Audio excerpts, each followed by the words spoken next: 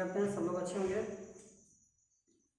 पिछला वीडियो मैंने जो त्रिकोणमिति पर डाला था उसके बाद वीडियो आने तक में काफ़ी लंबा टाइम लग गया, लेकिन फिर भी मैं दूसरे वीडियो पर आ रहा हूँ। त्रिकोणमिति का दूसरा वीडियो आज शुरू करूँगा। पहले वीडियो मैंने त्रिकोणमिति के बेसिकली चीज़ों को बताया था। आज हम लोग दूसरे वीडियो में कोणीय वैल्यू को ज्ञात करेंगे, जैसे 0 डिग्री, 30 डिग्री, 45 डिग्री, 60 डिग्री और 90 डिग्री। चूँकि ये मेरा वीडियो 10th क्लास के स्टूडेंट लोग को विशेष रूप से है, इसीलिए उसमें 0 से 90 तक के वैल्यू को पढ़ना है, तो बस 0 से 90 तक की चर्चा मैं आज करूँगा।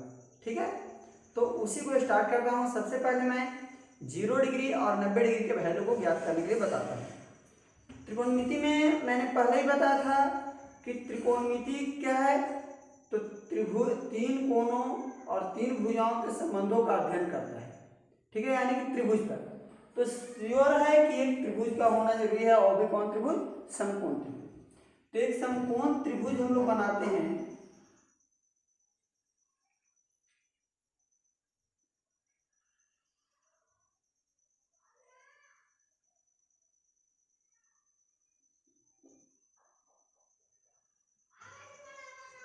एक समकोण त्रिभुज ले लिए हम लोग, ए बी सी। ठीक है, ए बी सी है, ए हो गया हमारा कर्ण। ठीक है, इस कोण को हम थीटा के लिए अगर चलते हैं तो ये हो गया हमारा लंब, कर्ण को एच ही कर देते हैं। ये हो गया हमारा लंब और ये हो गया आधार। ये चीजों को तो आप जानते हैं, पहले से ही जान रहे हैं। अब हम लोग अध्ययन करेंगे कि 0 और 90 डिग्री के वैल्यू कैसे प्राप्त करते हैं। सबसे पहले यहाँ पर हम लोग दे देते हैं, मान लिए हैं, माना ABC कोई समकोण त्रिभुज है जिसमें कोण B जो है वो 90 डिग्री है और कोण C को ले लेते हैं थीटा। ठीक है, कौन सी का लिए हम लोग? थीटा। इसलिए थीटा कोण के लिए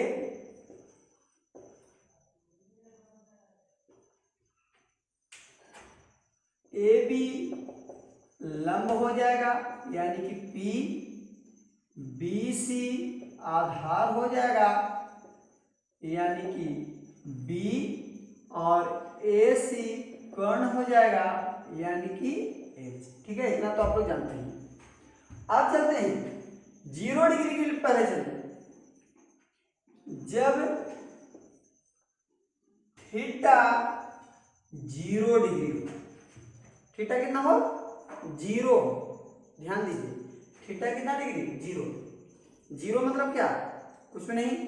और जब कुछ भी नहीं होगा यानी कि बाकी दो कोण मिलकर 180 हो जाएंगे, तो ऐसी स्थिति में त्रिभुज संभव ही नहीं है। लेकिन कल्पना करते हैं कि इस कंडीशन में क्या हो। तो देखिए, थीटा जब 0 हो तो उस कंडीशन में थीटा कब 0 होगा? थीटा को 0 होने के लिए ए बिंदु को बी बिंदु पर अध्यारोपित हो जाना चाहिए, अर्थात ए बी संपाती हो जाए। क्लियर है? ए बी जब संपाती बिंदु हो जाएगा तो वैसे कंडीशन में एसी जो कर्ण है वो किसके बराबर हो जाएगा? बीसी के।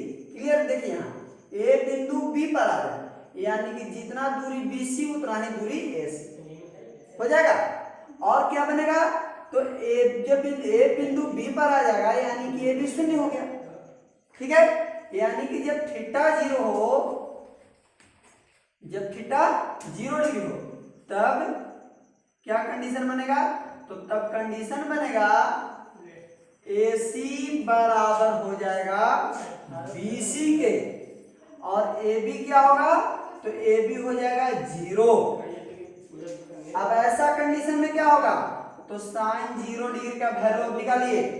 तो साइन 0 डिग्री के लिए क्या चलते हैं? लंब बटा कर्ण, यानी P/A। ध्यान दीजिए, AB हमारा P है, P यहाँ पर हमारा क्या बन गया? 0। P क्या बन गया? 0। तो 0/8। किसी 0 में अगर किसी संख्या से भाग दिया जाए तो उस कंडीशन में हमारा वैल्यू क्या प्राप्त होगा, 0, अर्थात sin 0 डिग्री का वैल्यू कितना आ गया, 0। क्लियर है। अब चलते हैं cos 0 डिग्री पर चर्चा करते हैं। cos का क्या फॉर्मूला है, आधार बाय कर्ण b बाय h। b कौन सा भुजा है, तो b भुजा BC, यानी BC जो है वो हमारा b आधार है, और यहाँ BC किसके बराबर है, AC के बराबर है। BC जो है वो AC के बराबर है, अर्थात B जो है वो किसके बराबर है, पे यहाँ तो B H के बराबर है। ठीक है, तो B के जगह पे हम H अगर पुट करते हैं तो H बाई H कितना हो गया, 1, अर्थात cos 0 डिग्री का वैल्यू कितना आ गया, 1। क्लियर है। अब आते हैं tan 0 डिग्री। tan 0 डिग्री के लिए चलते हैं, क्या होगा, tan 0 डिग्री लंब बटा आधार होता है, फॉर्मूला पता है आप लोगों को, अर्थात P बाय B। P का मतलब लंब, और लंब की 0 डिग्री के कंडीशन में लंब क्या हमारा हो रहा है, 0, तो 0 बाय B क्या वैल्यू हो जाएगा, 0, निकल गया। यानी sin 0 डिग्री का वैल्यू 0, cos 0 डिग्री का वैल्यू 1 और tan 0 डिग्री का वैल्यू 0। क्लियर है। अब चलते हैं इसी के अपोजिट को, चलिए cosec 0 डिग्री, 0 का अपोजिट किसी भी नेचुरल नंबर या किसी भी संख्या के नीचे जब 0 आ जाए तो उसका वैल्यू अपरिभाषित हो जाता है, यानी कि n बाय 0 प्रत्येक कंडीशन में क्या होगा, इनफाइनाइट, अपरिभाषित। तो जब 0 यहाँ पर पलटेंगे तो यहाँ पे हम कह सकते हैं कि 0 के नीचे 1 छिपा हुआ है, तो उल्टेगा तो 1 बाई 0 होगा, 1 बाई 0 का वैल्यू क्या हो जाएगा, अपरिभाषित, अर्थात cosec 0 डिग्री का मान अपरिभाषित। sec 0 डिग्री के लिए आइए, sec 0 डिग्री का वैल्यू क्या होगा, तो sec किसके अपोजिट होता है, cos का, cos 0 डिग्री पर कितना है, 1 का भी अपोजिट करें तो क्या प्राप्त होगा, 1 ही प्राप्त होगा। ठीक है। उसके बाद cot 0 डिग्री के लिए आइए, cot किसका अपोजिट है, तो cot अपोजिट है हमारा tan का, और tan 0 का वैल्यू कितना है, 0, और 0 का अपोजिट क्या होता है, इनफाइनाइट, यानी कि अपरिभाषित। क्लियर है। ये 0 डिग्री के लिए सारे वैल्यू को प्राप्त हो गए। अब हम चलते हैं 90 डिग्री के लिए, क्योंकि 0 और 90 का कंडीशन एक ही से लागू होगा, इसीलिए चलते हैं 90 डिग्री पर। चलते हैं 90 डिग्री के लिए, चलते हैं।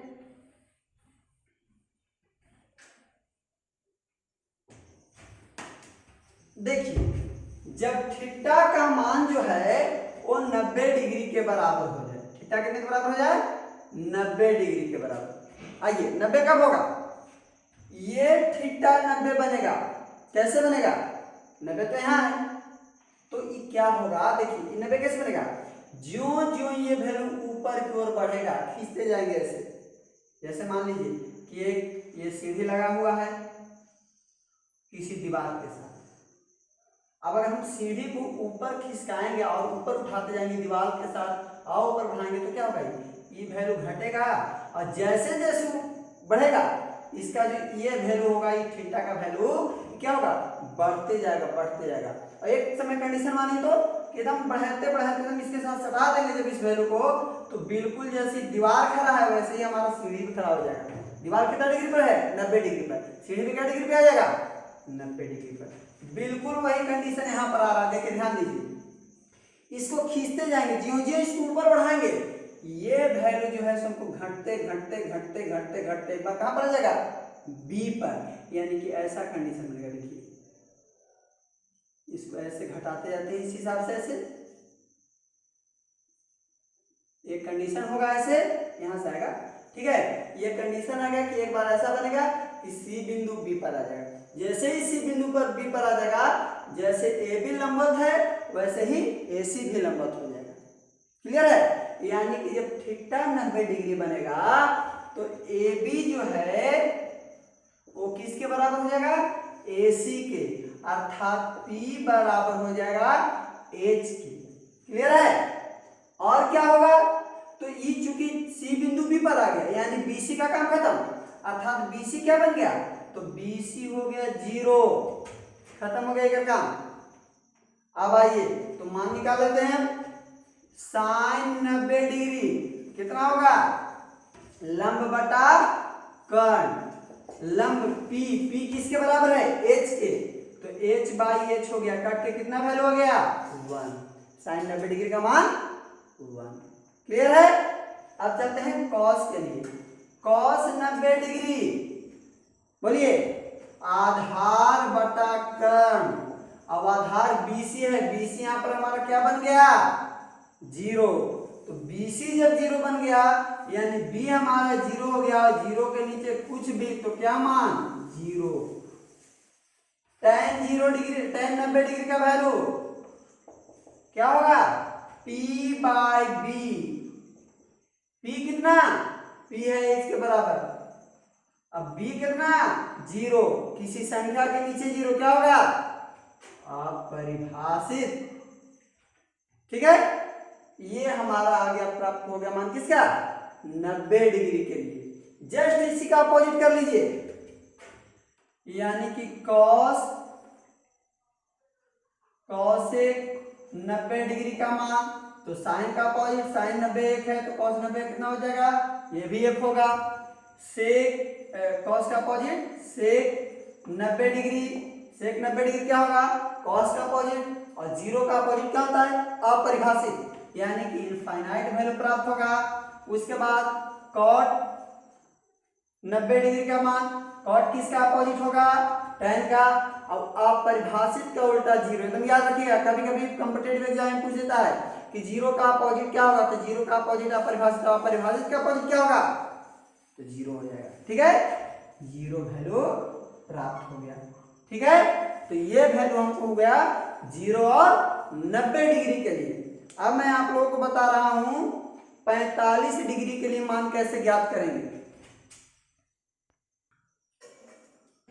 चलिए, तो अब 45 डिग्री के लिए हम चर्चा करेंगे। 45 डिग्री के लिए भी एक हम लोग त्रिभुज देते हैं। यहाँ पर देखिए,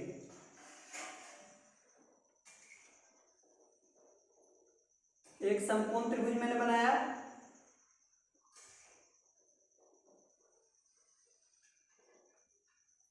ठीक है, अब इस समकोण त्रिभुज में क्या कंडीशन है थोड़ा सा देखिए। एक कोण तो 90 होगा, ये तो आप परफेक्ट है, इसको तो आप झुठला नहीं सकते हैं।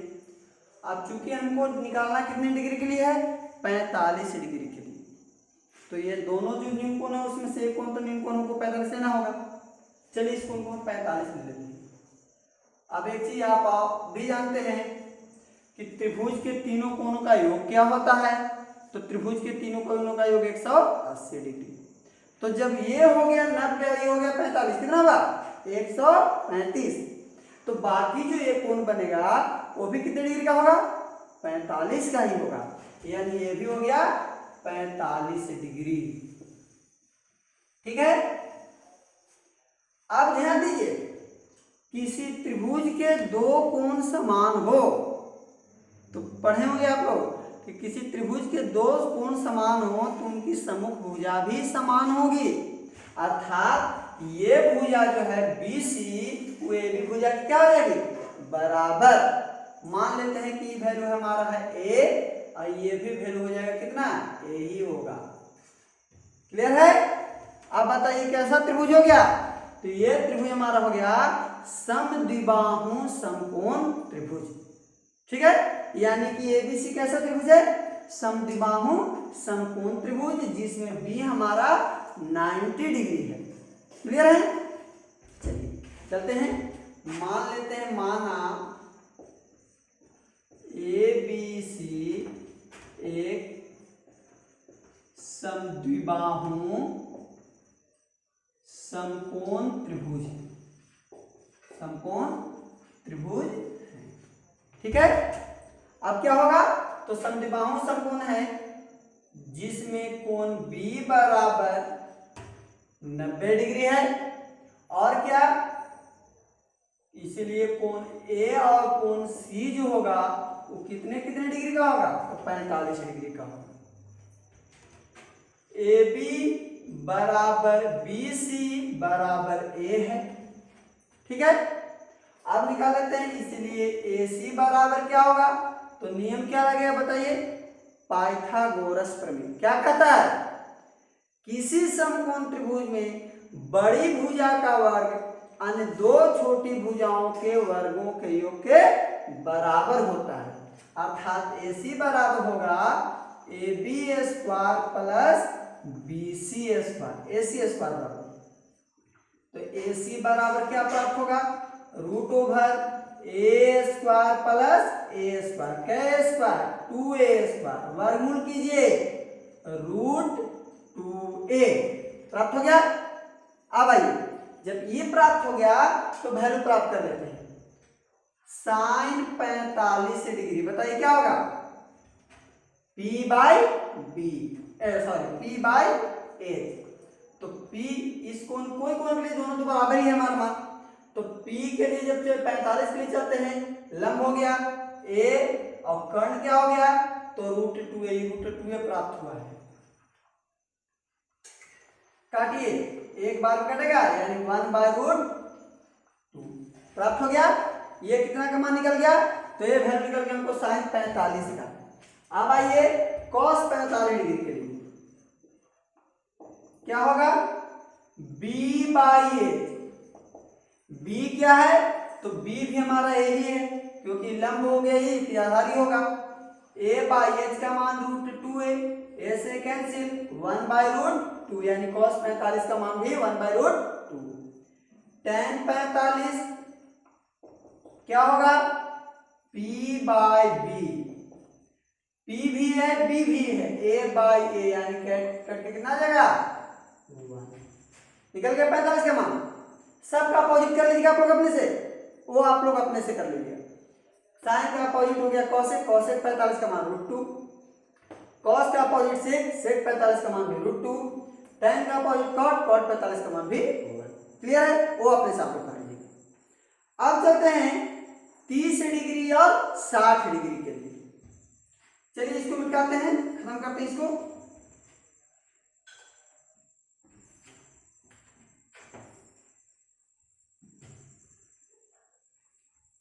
तीस डिग्री और 60 डिग्री के लिए वैल्यू प्राप्त करते हैं तो एक समकोण में 30-60 का तो वैल्यू निकलेगा, लेकिन भुजा के बीच रिलेशन नहीं मिल पाएगा।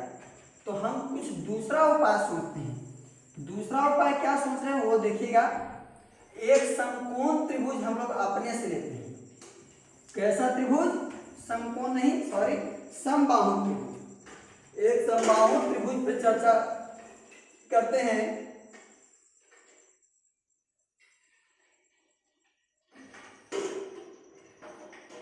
एक समबाहु त्रिभुज पर बनाए, नाम ले लेते इसका A, B और C। ठीक है? इसमें हम A शीर्ष से BC भुजा पर लंब भी डाल देते हैं। क्या लंब हो गया? AD। ठीक ना?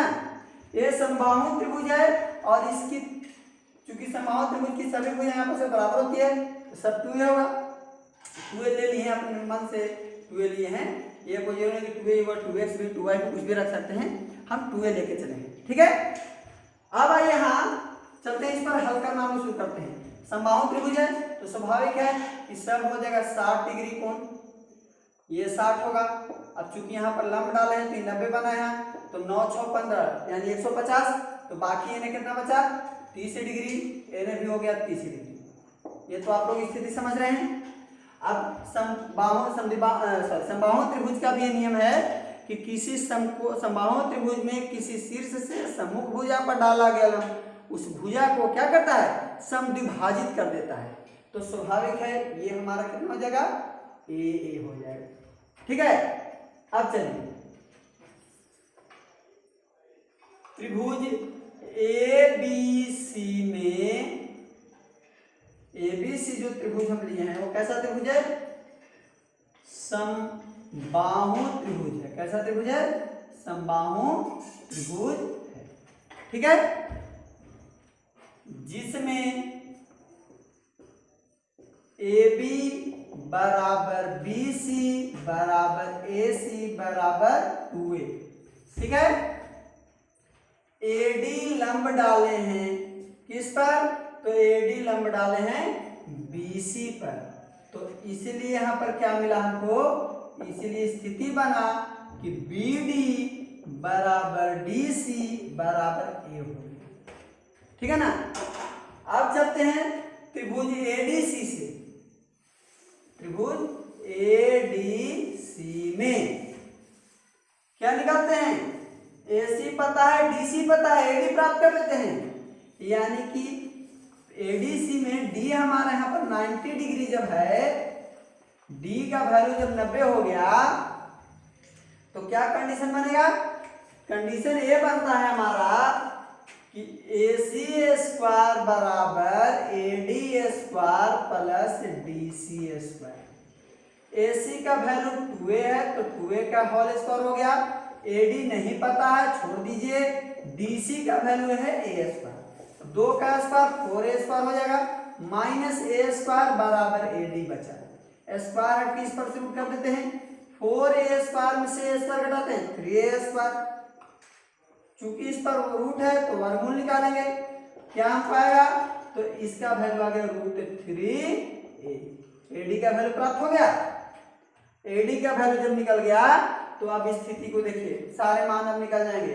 60 डिग्री के लिए पहले चलते हैं, साइन 60 डिग्री, ध्यान दीजिए 60 डिग्री चल रहे हैं और कौन त्रिभुज में, एडीसी में। आप एडीबी भी चल सकते हैं क्योंकि एडी लंब एक ही है, तो आप चल सकते हैं, आपकी इच्छा।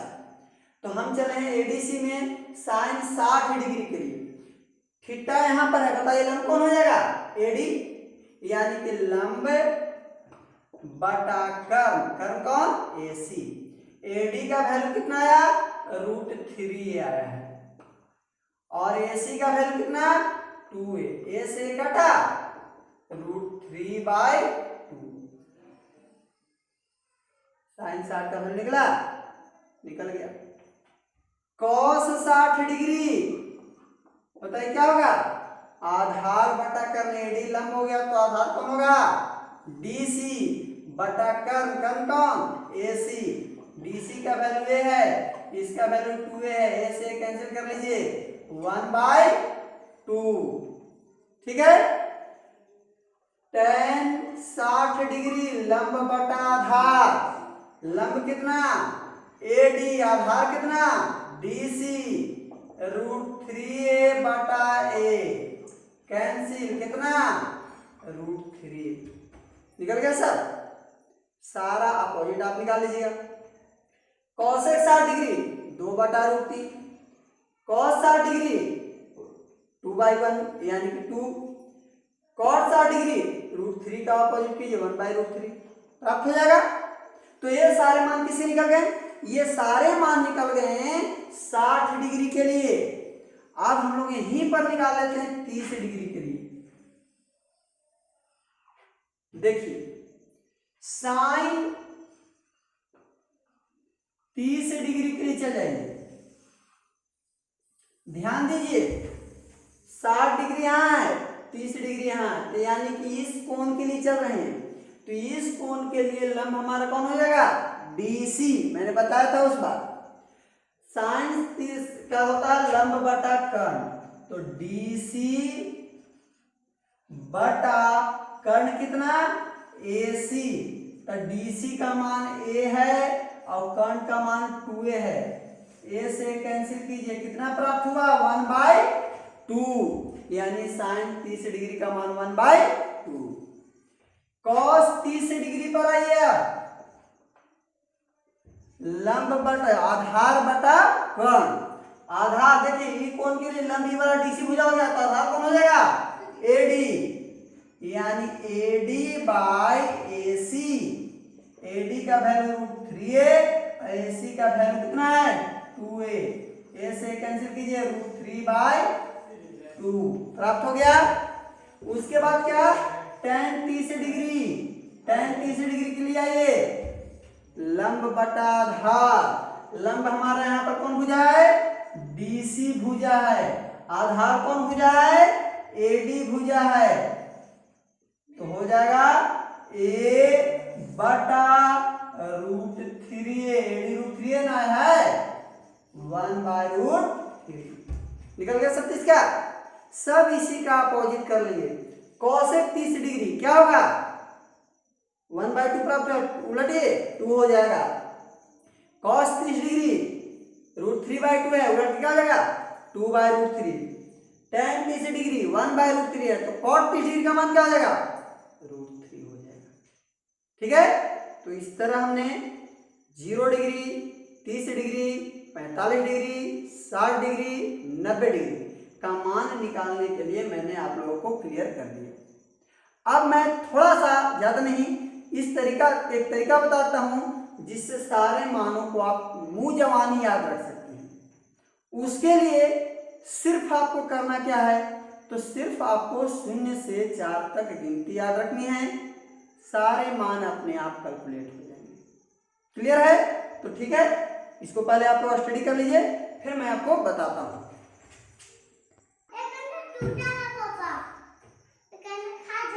चलते हैं फ्रेंड, तो अब मैं चर्चा करता हूं इसको याद करने के तरीके के बारे में। तो कुछ याद करने में आप लोगों को विशेष काम नहीं करना है। सबसे पहले रखना क्या है कि इसको इस तरीके से आप वैल्यू को सही मन में बैठा लीजिए और गिनती लिख लीजिए 0 से 4 तक, 0, 1, 2, 3 और 4। सभी को 4 से डिवाइड कर दीजिए।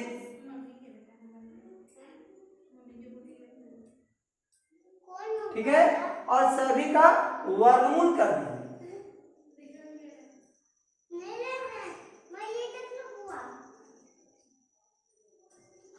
ठीक है, इस प्रकार से अब इसको हल कर लेते हैं। देखिए 0 से 4 को भाग देंगे क्या होगा 0, और 0 डिग्री का 0 का वर्गमूल भी क्या होगा 0, यानी कि साइन 0 डिग्री का वैल्यू हमारा कितना हो गया, तो साइन 0 डिग्री का वैल्यू हमारा हो गया 0। साइन 0 डिग्री का मान कितना आ गया 0। 1 का वर्गमूल 1 और 4 का वर्गमूल 2, यानी कि साइन 30 डिग्री का मान 1/2। 2 दूनी 4, यानी कि 1/√2। साइन 45 का मान कितना आ गया 1/√2। यहाँ पर √3/4 का मान कितना आ जाएगा 2, यानी कि साइन 60 डिग्री का मान कितना आ गया √3/2। यहाँ 4 काट 1 बार में 1 का वर्गमूल क्या आ जाएगा 1। इस प्रकार से सारा साइन का मान निकल गया हम लोगों को। 0 से 4 तक गिनती लिख देनी है, प्रत्येक को 4 से भाग दे देना है और सब का वर्गमूल निकाल देना है। यही वैल्यू जो आएगा वो साइन 0, 30, 45, 60, 90 का वैल्यू हो जाएगा। अब कॉस के लिए आइए, कॉस के लिए जब चलेगा तो कुछ नहीं करना है, बिल्कुल अपोजिट से आ जाइए। जो साइन 90 का वो कॉस 0 का, यानी कि 1। जो साइन 60 का वो कॉस 30 का, यानी √3/2। जो साइन 45 का वो भी cos 45 का, क्या रिटर्न आने के टाइम दोनों एग्जाम्पल मिल गए। ठीक है, जो साइन 30 का वो cos 60 का, जो साइन 0 का वो cos 90 का वैल्यू निकल गया, यानी कि कितना आ जाएगा 0। ठीक है, उसके बाद कॉसेक में आइए, तो कॉसेक नहीं सॉरी tan के लिए आते हैं। तो tan थीटा का एक फॉर्मूला आगे पड़ेगा, आगे बताऊंगा मैं। tan का फॉर्मूला जो होता है, tan का फॉर्मूला वो होता है साइन थीटा/cos थीटा। तो 0 डिग्री के लिए जब चलेगा तो sin/cos होगा, यानी 0/1, यानी कितना 0/1 कितना आ जाएगा 0। cos 30 डिग्री tan 30 के लिए करते हैं तो sin 30 और cos 30 के मान को भाग करेंगे, तो जब ये दोनों को बटा करते हैं तो 2 कैंसिल हो जाएगा, कितना बचेगा 1/√2, 1/√3। 45 में जब ये दोनों को डिवाइड करते हैं तो कट के कितना आ जाएगा 1। 60 के लिए जब चलेंगे तो क्या होगा √3/2, 1/2, ये दोनों को डिवाइड करेंगे 2 कट जाएगा, कितना आ जाएगा √3। और जब 90 के लिए चलते हैं तो 1/0, यानी कि अपरिभाषित आ गया। उसके बाद आइए सेक कॉसेक के लिए चलते हैं, तो कॉसेक किसका अपोजिट होता है साइन का, तो साइन का अपोजिट लिखते चल जाइए। कॉसेक 0 का मान क्या होगा साइन 0 का अपोजिट, यानी 0 का अपोजिट क्या होता है अपरिभाषित। कॉसेक 30 का क्या होगा, तो साइन 30 का अपोजिट यानी 1/2 का अपोजिट 2। 45 का √2, 60 का 2/√3 और 90 का 1 का अपोजिट 1।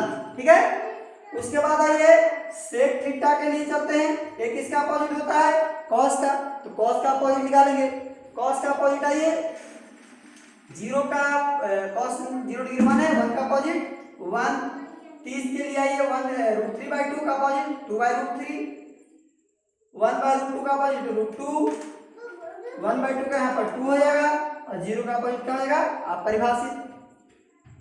कॉसेक थीटा के लिए आइए, कॉसेक तो हो गया ना, कॉट थीटा। कॉट थीटा के लिए आते हैं तो कॉट थीटा का क्या होगा tan का अपोजिट, यानी tan 0 का अपोजिट क्या होगा 0, यानी अपरिभाषित कॉट 0 का। यहाँ पर 1/√3 का अपोजिट √3। फिर आइए 45 डिग्री के लिए tan 45 बने 1 का अपोजिट कितना 1। फिर आइए 60 के लिए √3 का अपोजिट 1/√3 और फिर क्या है 90 पर इनफाइनाइट है, इनफाइनाइट का अपोजिट क्या होता है 0। इस प्रकार से सारे मान हमको जाने, थोड़ा सा दिमाग लगाएगा तो सारे मान आपको कंप्लीट हो जाएंगे। ठीक है, अगर आपको वीडियो पसंद आया हो तो प्लीज करके लाइक कर लीजिएगा, सब्सक्राइब कर दीजिए, दोस्तों को जहां तक हो सके शेयर कीजिए ताकि हौसला मिल सके और भी नया नया चीज़ों को जोड़ सकूं। दूसरी चीज़ मैं प्लानिंग कर रहा हूं, बहुत जल्द ही आप लोग को कॉम्पिटिटिव संबंधी मटेरियल प्रोवाइड करूंगा जिसमें कुछ मैथ के सॉल्यूशन होंगे। और मैं पहले बताऊं, मैं ट्रिकली नहीं बताता हूं, मैं बाय रूल बताऊंगा और रूल भी उस तरीका से बताऊंगा कि आप आसानी से सॉल्यूशन कर सकेंगे। उसके बाद कुछ जीएस से जुड़ी हुई चीज़ों को भी रखूंगा। ठीक है, तब तक के लिए धन्यवाद।